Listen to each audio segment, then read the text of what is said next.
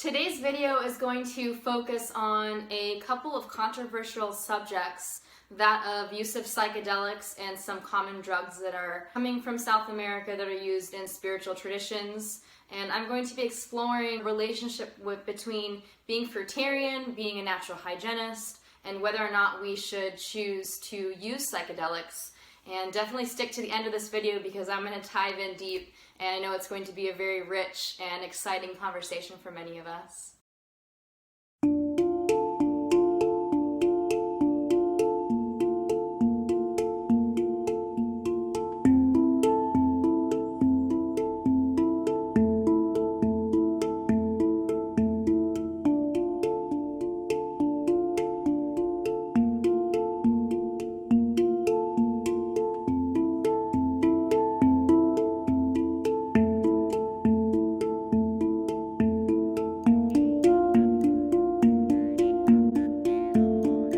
Welcome everyone to my channel. My name is Liana Elizabeth Leyah, and I help people navigate through the process of their spiritual awakening and how to integrate the mind, body, and spirit. Today's episode, we will explore the relationship between getting the body clean and also the use of psychedelics.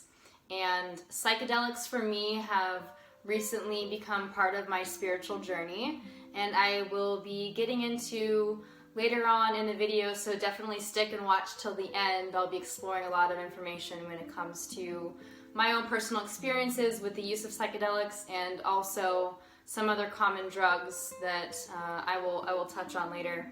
And this conversation is going to speak to how psychedelics and other drugs can be helpful. I'm not saying that we should take them, but they can be very, very helpful in terms of our shadow work and also doing past life regression work, both of which are two things that I am focusing so strongly on in terms of my own spiritual journey at this time. I really want to explore the relationship between someone that chooses to walk the road of being 100% fruitarian and being very mindful and practicing natural hygiene. And I don't take any type of pharmaceutical drugs, and I don't even drink caffeine hardly. I might have a sip of green tea every now and then if I got a little bit less sleep and I'm super tired, but it's rare for me, and so I'm somebody that doesn't turn to use of any type of stimulants. However, I have been using psychedelics in the recent part of my life for a lot of my shadow work, and I would love to explore the relationship between use of psychedelics, shadow work, and also past life regression work, and how these are tools provided to us by nature that can really assist in basically unveiling a lot of things that have been hidden from us in terms of our past lives, in terms of memories that we might have lost access to, and also just going inward and doing our shadow work and being able to bring that light to the darkness within us, which each and every one of us has some level of darkness, and it's the yin and the yang. It's a balance within us, and taking the light and bringing it to that darkness, shining the light upon it,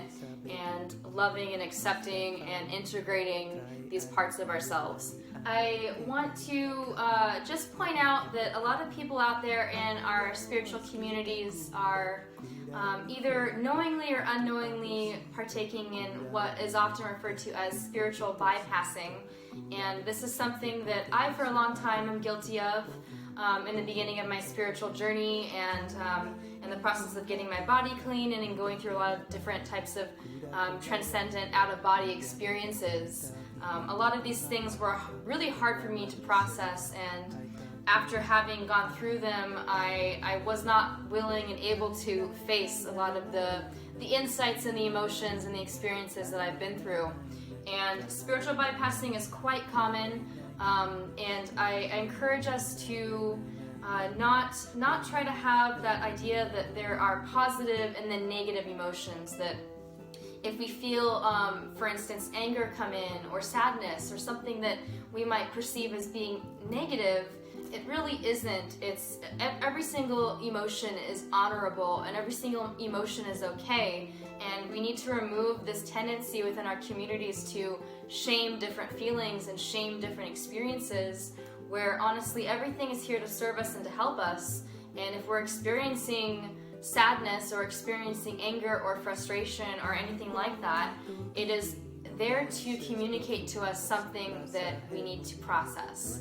So allow yourself to feel these things, allow yourself to process through them, allow yourself to integrate, and that is probably the number one reason why I am using psychedelics right now in my current life, because they're helping me so much to not spiritually bypass when it's such an easy tendency to push things aside, to not want to deal with them and focus on the love and the light and the positivity and not focus on anything that's negative. It's a very, very easy trap to fall into.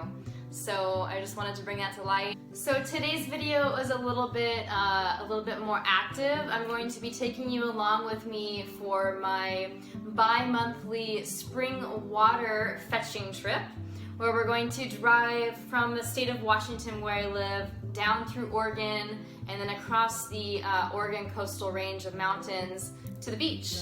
And there's a beautiful water spring that I drive to twice per month, and we're going to continue on to the beach and have some fun, dive into these fun subjects. And before we get going today, I'm going to be getting in my yoga practice, and I have some blocks here that I'll be using for my practice and a band. And in this I want to emphasize that if you're going to be going either on a long drive or maybe you have flights to catch, it's important that we open up our hips and also our shoulders. Those two areas tend to get a little bit tight for people when they are sitting for long periods of time. I'm going to be doing a lot of shoulder and hip opening poses in my yoga today, and I'll just share a couple little highlights of that before we get into breakfast and then get on the road.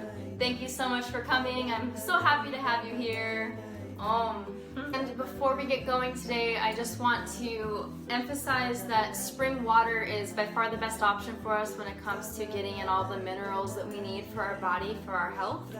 And if you don't have access to a local water spring, which for me it's not that close actually, but if you don't have one that's within driving distance or that's close enough to your home, the next best option would be to purchase a reverse osmosis water purification system, which they can be a little bit on the spendier side.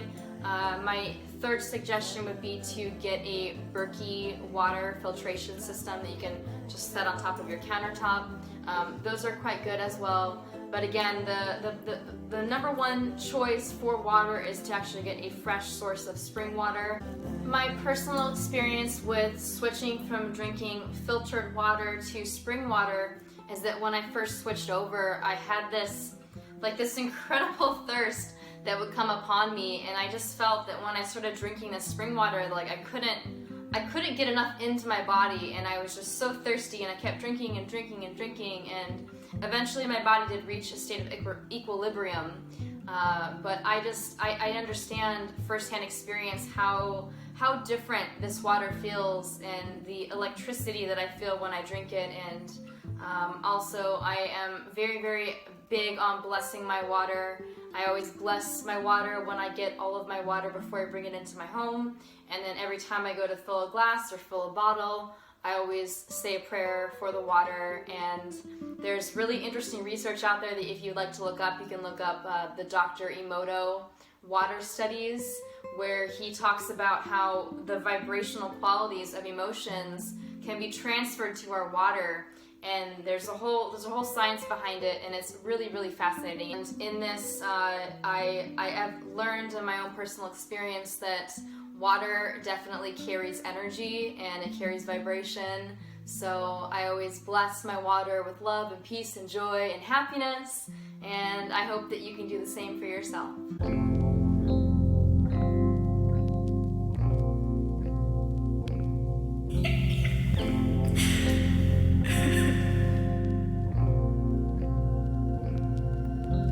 Think of camouflage, the chameleon who changes its color. Think of the butterfly pretending it has eyes. Think of the flower saying to the bee, like my honey. Bee says, wow. But then that means that the bee has to be. It has to go on living, and all the trouble it takes to go around collecting honey and raising other bees and organizing itself and doing that dance which tells the other bees where there's more honey. There's all that stuff to do. But the flower was deceptive. Life is a drama, and a drama is a deception, a big act. When you peel an onion and you don't really understand the nature of an onion, you might look for the pit in the center, like any ordinary fruit has. But the onion doesn't have a center. It's all skins. So when you get right down, there's nothing but a bunch of skins. You say, well, that was kind of disappointing. But of course you have to understand that the skins are the part that you eat.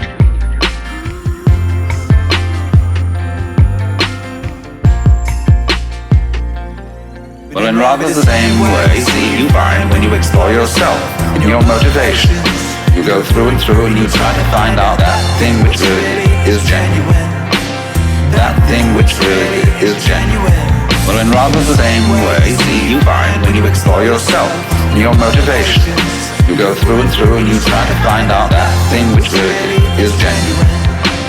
That thing which really is genuine. That's why in Zen discipline, they give you koans which require a perfectly genuine act. An act of total and absolute sincerity.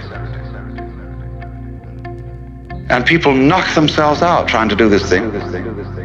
But they always know that the master's going to catch them, because he reads their thought.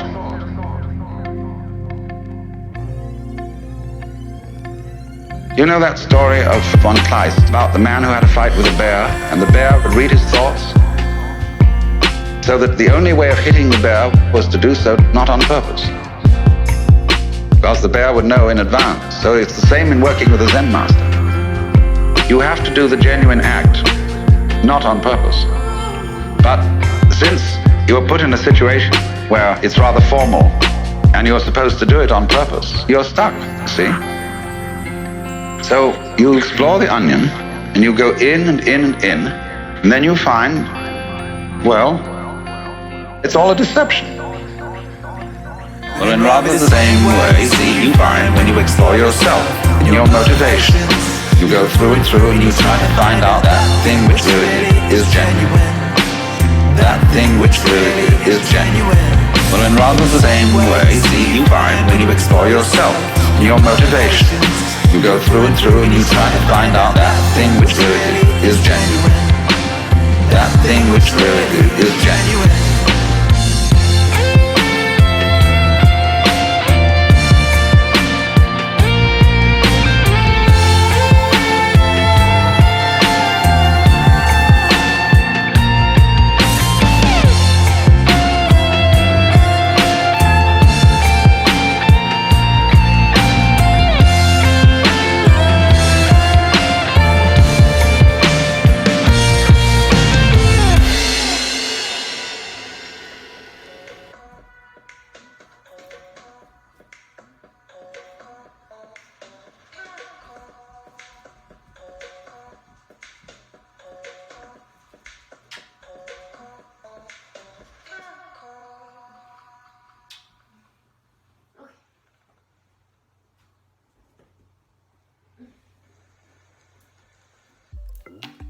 Hey everyone! So after getting done with my yoga practice and dancing around a little bit, I want to have breakfast. So I went out and got this yesterday, this beautiful papaya. This for me is breakfast and possibly leading into kind of an early lunch. It's almost 11 something here, so yeah, it's beautiful. It smells incredibly ripe. Has that papaya smell, well, it's slightly sweet. And this one happens to not be organic. And I am a huge proponent of eating 100% organic.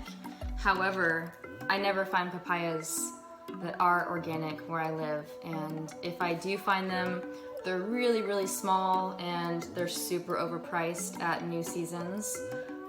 or Whole Foods. So I actually got this at Safeway.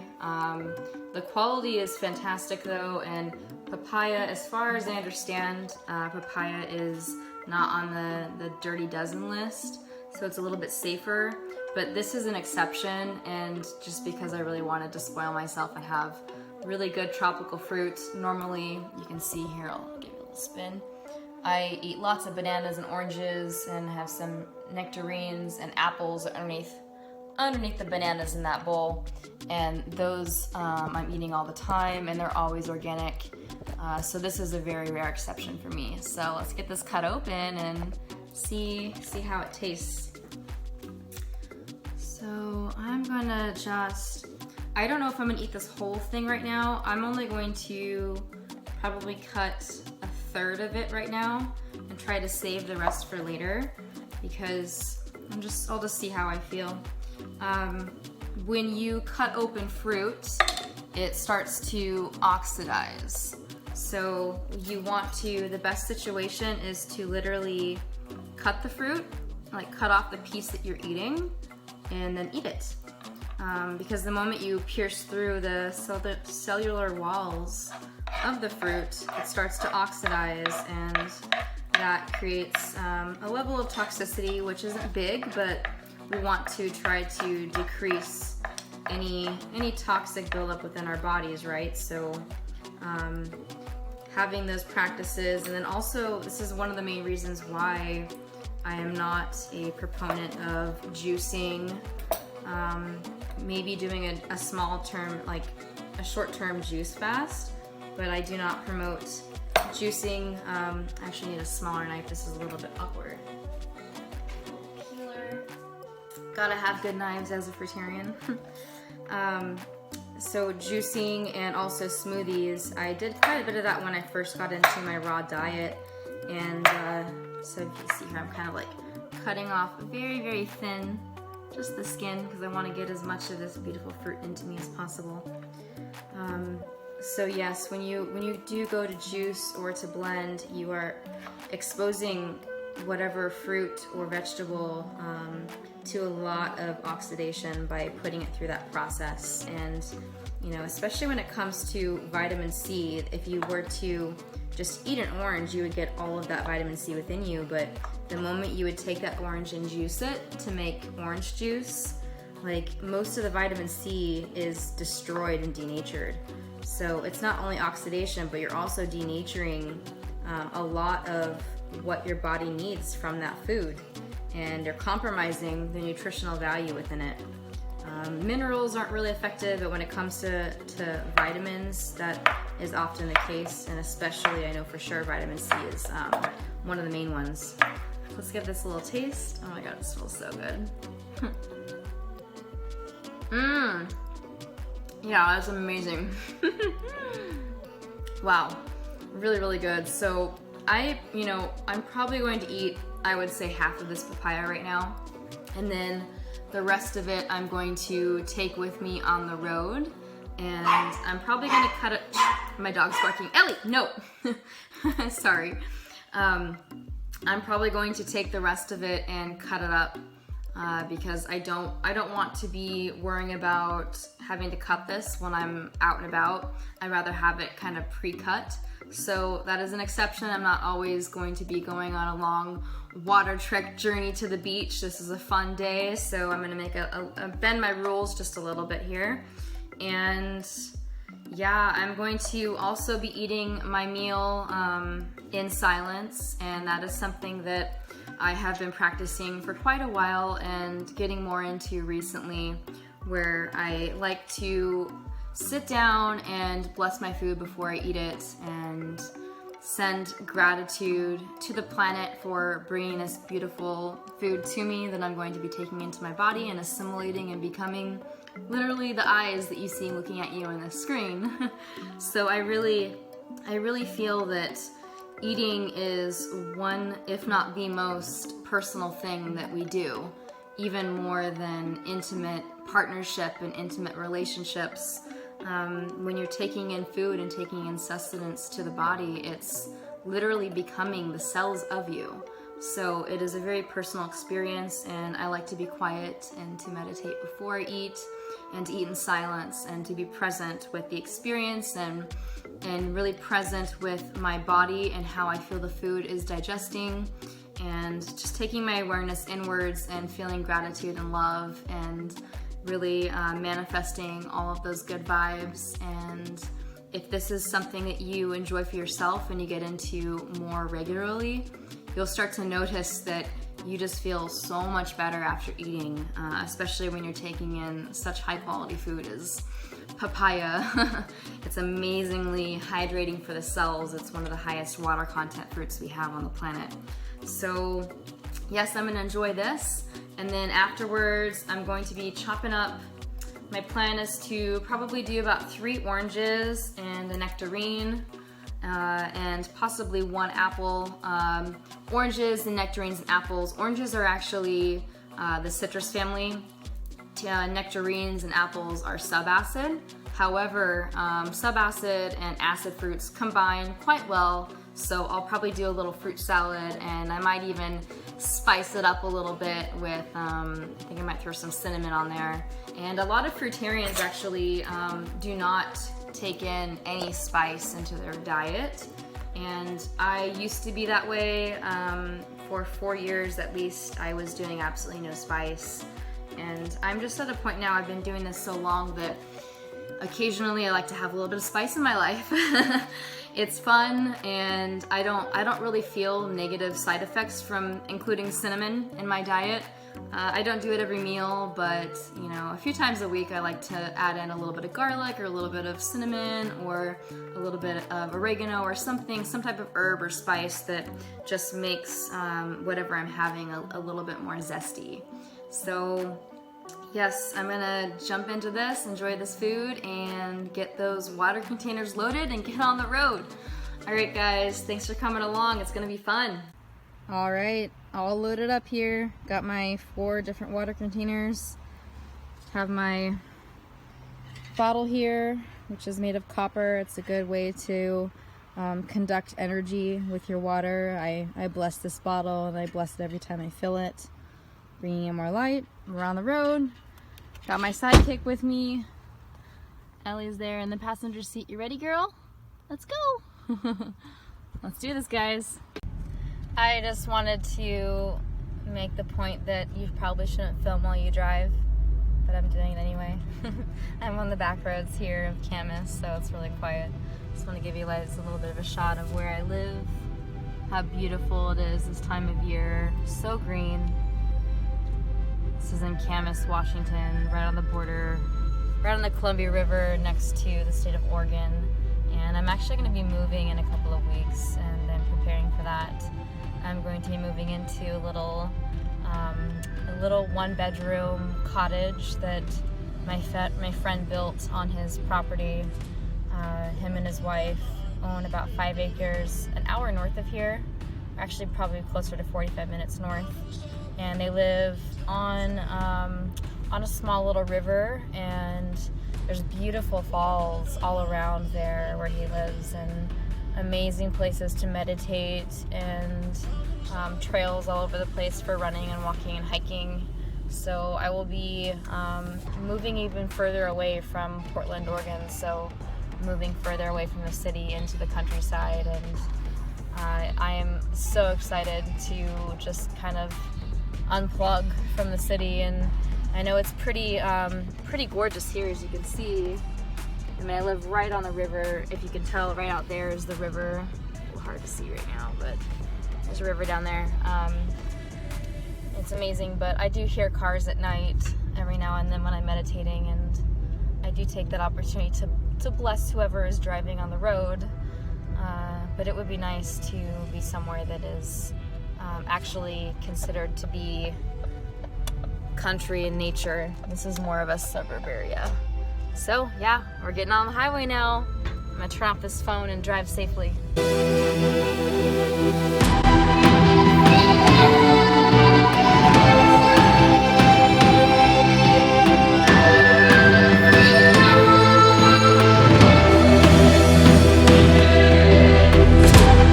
Oh my God,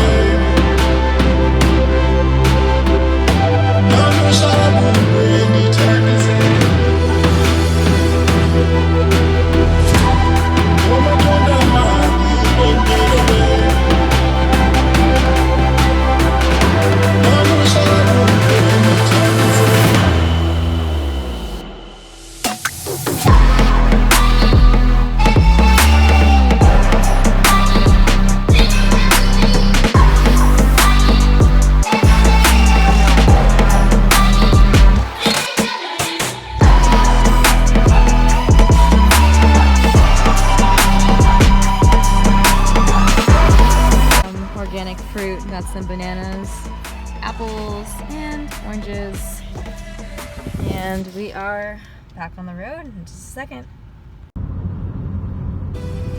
So the orange and nectarine and apple cinnamon mix has been marinating for a couple of hours. It is absolutely delicious.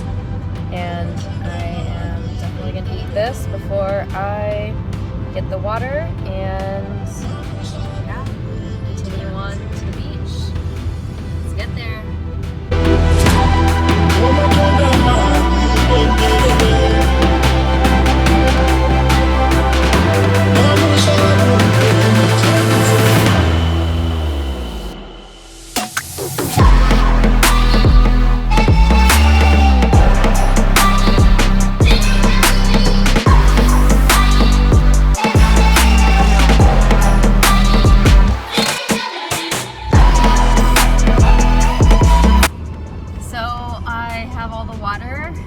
Back here you can see it's 24 gallons altogether, so I have a couple of 7-gallon containers and a couple of 5-gallon containers.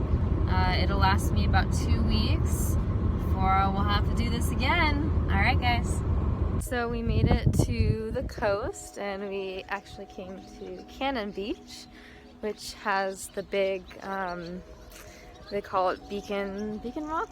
Oh, sorry, Haystack Rock. Beacon Rock is in the gorge, the Columbia River Gorge. Haystack Rock. And when we get down to the beach, I'm just walking through the little city right here. Here at the beach. It's amazing. So beautiful. Here's Miss Ellie.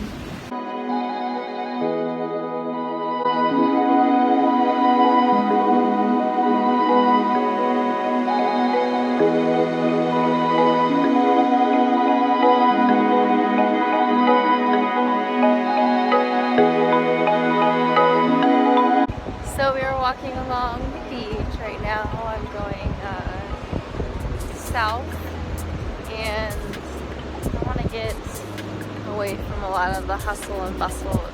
It's actually Father's Day today and there's lots of families here and it seems like they're having a lot of fun, but when it comes to getting into my meditation and my dance, it's better if I have a little bit more solitude. So I'm gonna keep walking for quite a while because this entire beach is pretty much packed, so it'll be a little bit, but see you guys soon.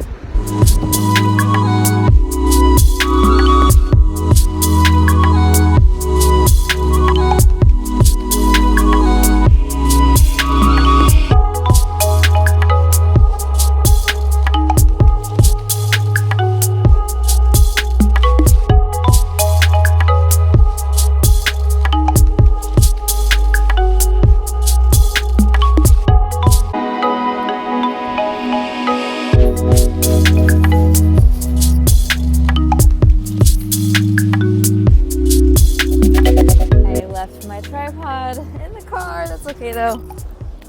We do what we can.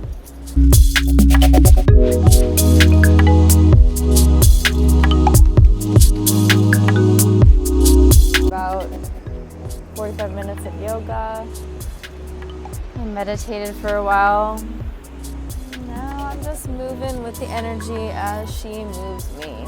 So I've been dancing for a little while now, and I sat down a little while ago and did rape ceremony, which that might surprise some of you because I know that you understand that I do follow principles of natural hygiene.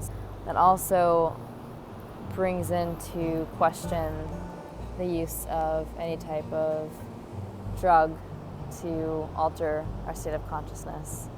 And this is something that I have put a lot of time and thought into. And I spent 4 of my 8 years being completely free of all substances, alcohol, marijuana, any type of psychedelics, and even caffeine. like just eating fruit and meditating and doing yoga and running and dancing when I felt like I wanted to dance, but never taking anything to alter my state of consciousness. And at this point in my spiritual journey that I've been through a lot in those 4 years, getting my body so clean. I took myself to other dimensions, and I experienced a lot of events in my life in those places where I just never thought that I would experience that, and I suffered quite a bit. The use of psychedelics is helpful for me, and I don't partake in them very often, but when it comes to marijuana, pot, I like to meditate on it. It is very helpful for me to relax my mind, and more than that, it's a matter of energy, and I feel that when I do smoke that, I can get in touch with the energy of the divine, and I can find it in different parts of my body, and I can feel it cleansing and moving through. I feel that it's in my heart chakra right now. It's this mind, body, spirit connection that a lot of people desire so badly to feel, and it's becoming more vivid and more real for me than even daily life. So I started out talking about my rape ceremony. So I just did rape, and rape, it's something new to me. It was introduced to me by some local friends that are also in my spiritual tribe, and it originates from, in South America, I want to say Brazil. It originates in Brazil, and it was used by all the tribes. Used as a ceremonial tobacco to ground our energy and remove blockages. And it's like this kind of shooting pain that you feel into your nasal cavities for like 10, 15 seconds probably at most if it's really strong. And then once that goes, you feel this incredible movement of energy. I feel like this powerful light is like bursting through my body, and I follow it, I track it around, and I tell it, this part of me feels blocked. I feel a blockage here. Let's do something about it. And then it's like we're uniting forces, and we're going in there and breaking it open and bursting it with light. But besides that, it's an amazing tool that I have been using in the process of a lot of my shadow work, because I've been getting in touch with different parts of my consciousness and other dimensions, and feeling myself present in these places. And it's when I go there, when I'm able to take myself there, or even if I'm unconscious and in some type of lucid dream or astral traveling or astral projecting, I take light with me, and I love the situation. I love the insecurities. I love the fear. I love the part of me that's scared, the part of me that is afraid of the worst. And through the process of doing this, I am calling in all of my soul fragments. So rape for me is very grounding in that I call all of the different aspects of myself into my body right now as I know my state of consciousness, grounding every element of me in. So that for me, the importance of what it brings to me and the tool that I value it to be, it far outweighs, a little bit of toxic residue probably developing in my nasal cavities from taking in ceremonial tobacco. The benefits outweigh the cost. Say hi, Ellie. She's got 2 coats on, a sweater and a jacket, and I have her wrapped up in my big coat. She's a toasty little puppy. She's so sweet. Look at her. Ellie.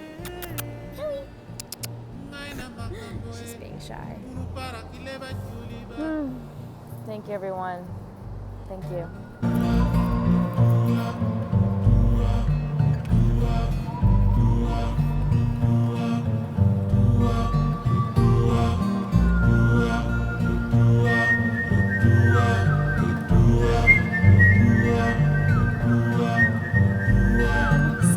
next day after getting the water, and I am here at Lacamas Lake. It's just 2 minutes up the street from where I live. It's incredibly serene and beautiful here. It's a pretty big lake, and there's lots of people boating and enjoying, nice summer June in the Northwest, which honestly, the Northwest is like one of the best places in my opinion for summertime.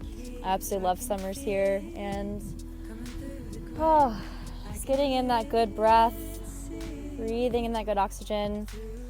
And I'm grounding here, sitting against a beautiful tree, such a strong, beautiful tree, and grounding is very important for managing our energy and doing a lot of healing work as well. And it's something that I got into when I started to study yoga.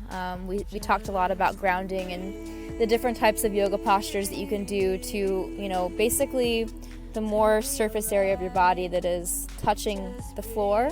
If you're laying on your back, for example, or laying prone on your stomach, those are the most grounding poses that we can do, because you want to have as much of your body touching the surface of the earth as you can. And if you can be in nature and honestly sit on a tree, or if you want to hug the tree, I'm not going to judge you. I've probably hugged more than one tree in my life.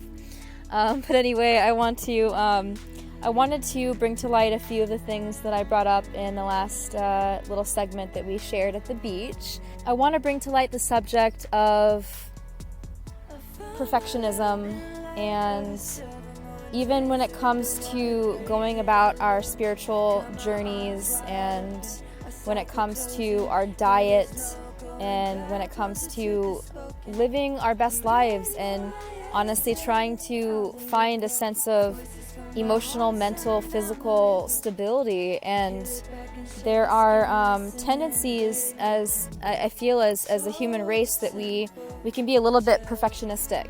And I myself have to that mentality many times in my life, various things. And when you don't catch it and you let it get out of hand, it can be really disabling for you. And I want to bring this up in terms of the use of psychedelics, and in terms of turning to other types of South American tribal traditional drugs, and also marijuana. These things made their way to the Western world and made their way up to all of us to use.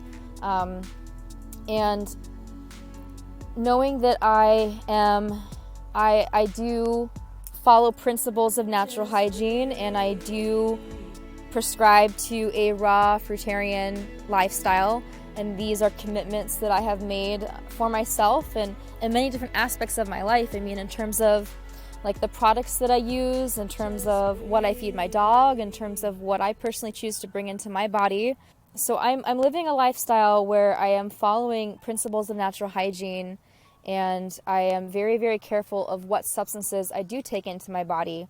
So I am not drinking alcohol, I'm not smoking cigarettes, I'm not taking in a lot of other types of party drugs that, people usually, by the time they're in their 30s, have had, one or two experiences. I actually never tried any drugs besides just alcohol and marijuana until this year of my life.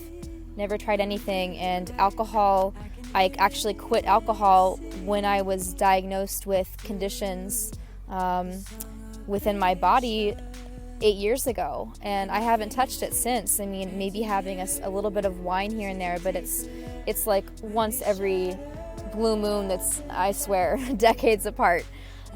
So I have been living a very, very clean life, and so for me to embark on this journey of psychedelics and to use marijuana in the process of my meditations, like I made reference to earlier, and use of rape in my ceremonies when I'm doing meditation in the evening, for me it is, there's a trade-off. And I understand by taking in these substances, it's not the best thing for my physical body, but the mental, emotional, psychological, spiritual growth that comes from use of them far outweighs any bit of it not being ideal for the physical vessel. And my personal take on psychedelics and my personal take on some of these common drugs is that they are here to serve us, that they are on this planet for a reason, and it's nature is incredible. I am not saying that we should take psychedelics, and I'm not going to say that anyone should go down this road. I mean, if you feel called to, then you do, but it is it would be out of ignorance if I were to claim that these things don't help us, that these things are just purely harmful, because I've had so many experiences on them. And for me, it's a process of getting deeper and deeper and deeper into shadow work and past life regression work. And I can recall an experience that I had, just to give you an example, most recently. I did Kambo ceremony, which comes from a South American Amazonian frog, and as far as I know, it's vegan in the sense that there's no harm done to the frogs. At least that's what I have read, and that's what I've been told by the Kambo practitioner, which is a local spiritualist that I know in my community, and she's been trained very, very well in South America. I don't remember which country. I want to say Brazil, but I might be wrong on that. So I did the ceremony, and in the process of doing the ceremony, shadow work, it's not just the dark. It's also the light aspects of us that we might have lost access to. And that could be from past life traumas, that could be from current life situations, but we're not able to access some of our like hidden talents and skills, and they might not be available to us because of some pain or some past experiences that we've had, and things that might not even happen in this lifetime. It might have happened before. And in the process of doing this Kambo ceremony, for me, I not only released a ton of energy in terms of a lot of my negative side of my shadow, the darker side of my shadow, the things that are not comfortable for me, but I also recognized in this ceremony my strengths. And the biggest strength that came through to me was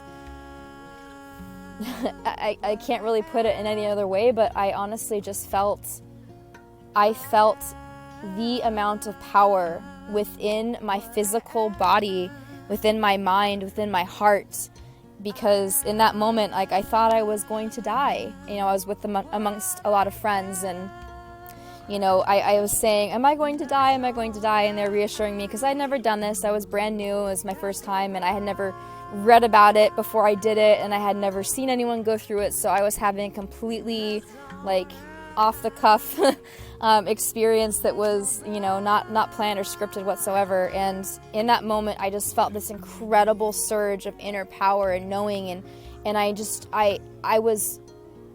started crying, because just the amount of the recognition that I felt for that internal strength, and I just started crying, because it's like, why haven't I known her before? She's been in there all along, but I haven't been able to access her. And since that ceremony, since that day, I have been walking stronger and stronger into my power, into that internal strength. And that massive revealing that happened for me was such a turning point in my process. And I'm sure that as I go down my roads more, I'll have more opportunities to explore other things like this. But just to give you an example of the power these tools can have for us. And again, I'm not saying anyone should do these things, but if you feel called to, and if you do, honestly, it in your heart, it in your body, they communicate these substances can communicate to us, and all of nature is in communication. And the earth beneath me, this tree that I'm leaning against, the water you see behind me, the air blowing through the leaves that I feel upon my skin, everything is in communication. And there's a lot of people out there that speak to the intelligence of the mycelial networks of fungi, and some of this can even be psychedelic. And there's so much intelligence within nature that when you are ready to receive it, and if that is something that speaks to you, you will know. You will know the right timing. What I am. I am.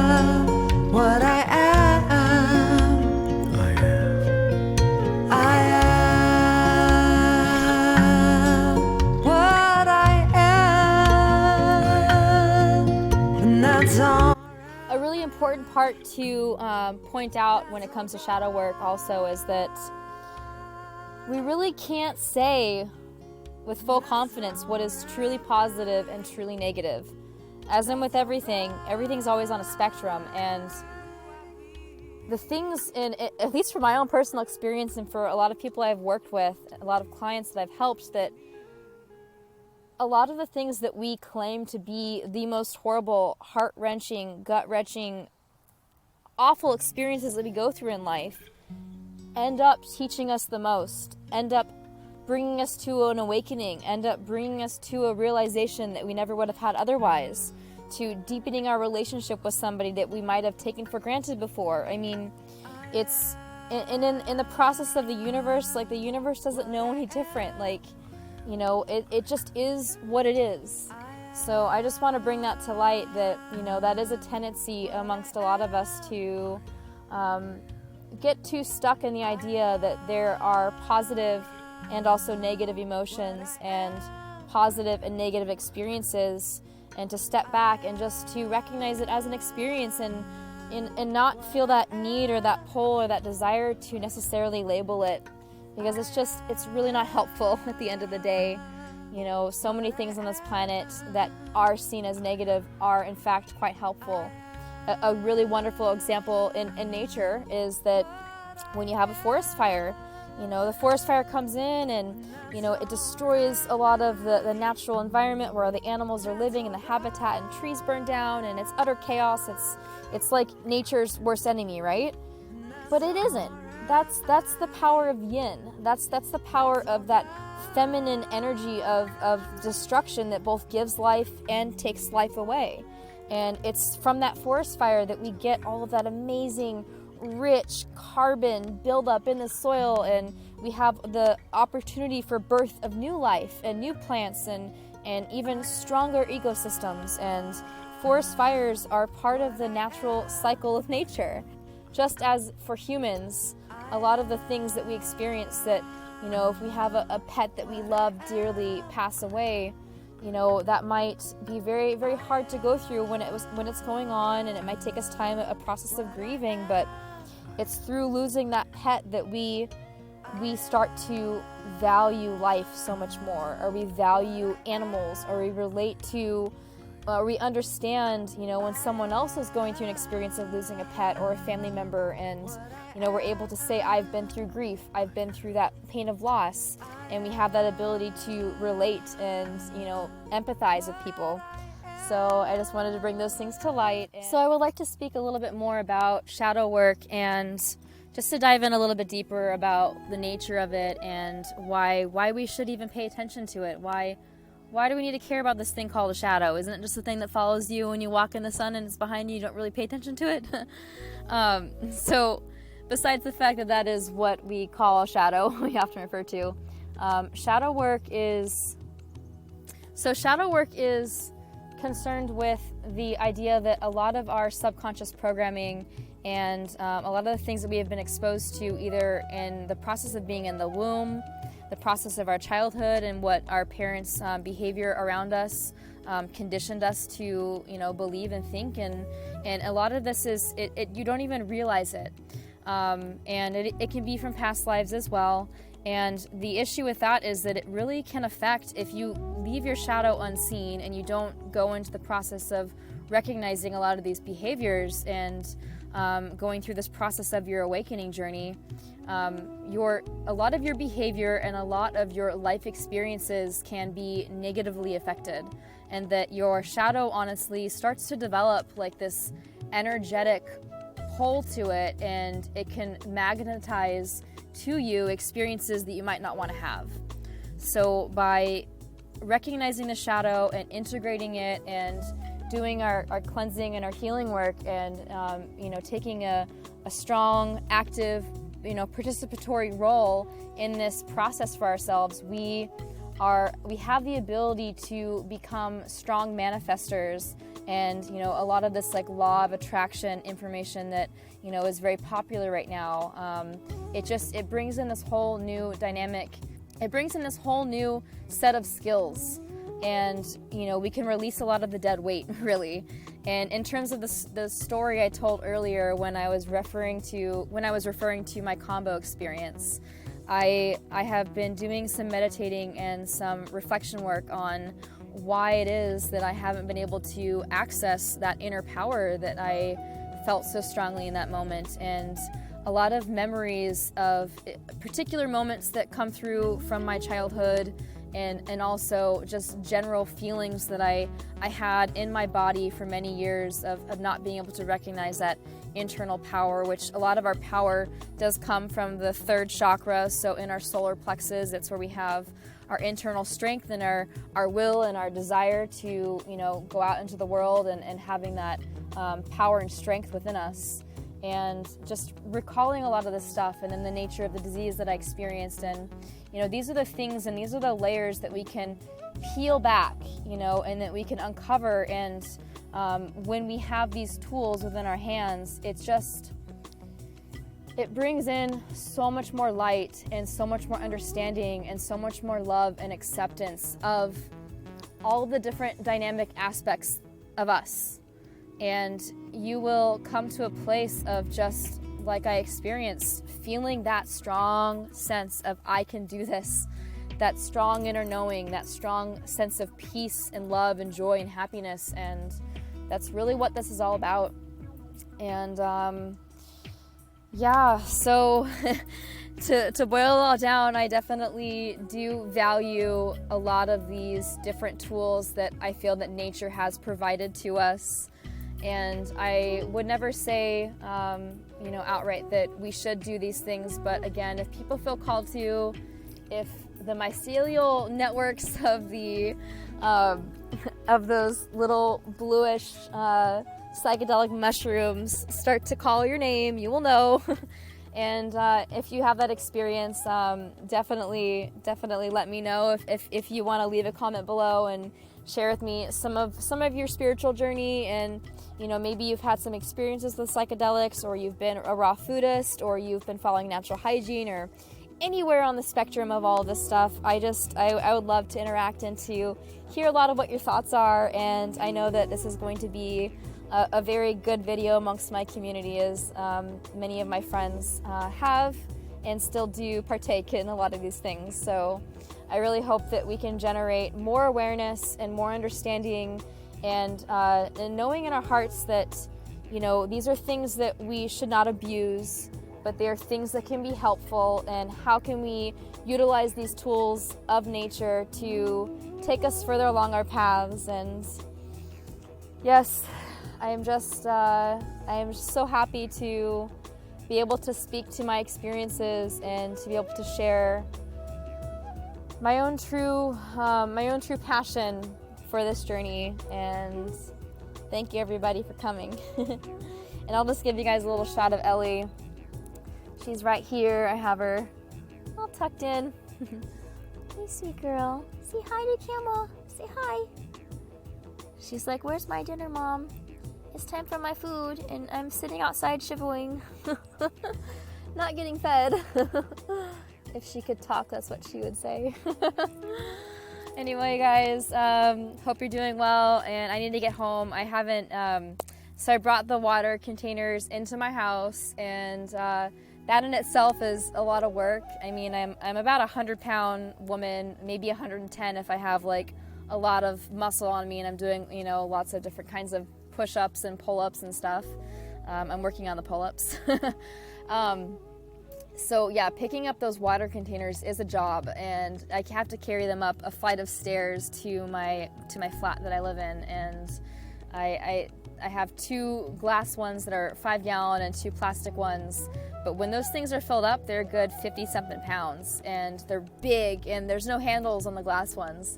So that is it's a big feat to get all 4 of those up into my place. And the value, again, the value of that spring water far outweighs any cost of the labor, hauling it all up to my place. And I am worth it. We are all worth it. We are all worth the water, the trek, the journey, the psychedelic trips, the love, the light. We are all worth it. So with that, I'll end that. And I just saw 11:11, so Thank you everyone so much for coming today, and it's been such a fun time driving with you to the beach.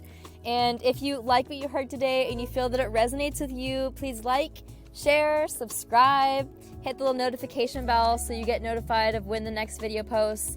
And again, please share with me any comments that you have, if it's about fruit, if it's about exercise, psychedelics, spirituality, yoga, whatever you like. I'd love to hear it. And if you have any suggestions or anything that you would absolutely love for me to include in my following videos after this, let me know. I definitely want to make this interactive and make this a reflection of what my community is going through. And you are my community, and our needs are being met, so please let me know. Thanks again. Namaste.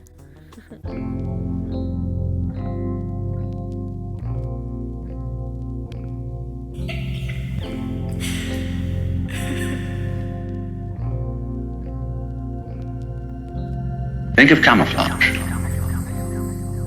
the chameleon who changes its color.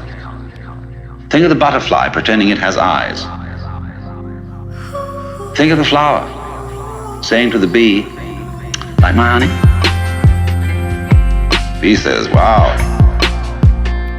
But then that means that the bee has to be. It has to go on living, and all the trouble it takes to go around collecting honey and raising other bees and organizing itself and doing that dance which tells the other bees where there's more honey. There's all that stuff to do. But the flower was deceptive. Life is a drama, and a drama is a deception, a big act. When you peel an onion and you don't really understand the nature of an onion, you might look for the pit in the center, like any ordinary fruit has. But the onion doesn't have a center. It's all skins. So when you get right down, there's nothing but a bunch of skins.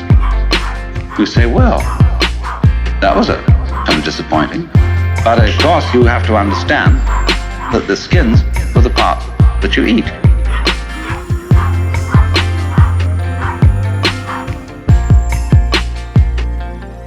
Well, in rather the same way, see, you find when you explore yourself and your motivation, you go through and through and you try to find out that. Look at that beautiful color. Oh my goodness. That is like a burst of sunlight. This is how you create beautiful, clear, hydrated skin. This is how you stay young. Right here. They give you koans which require a perfectly genuine act. An act of total and absolute sincerity. And people knock themselves out trying to do this thing. But they always know that the master's going to catch them, because he reads their thought.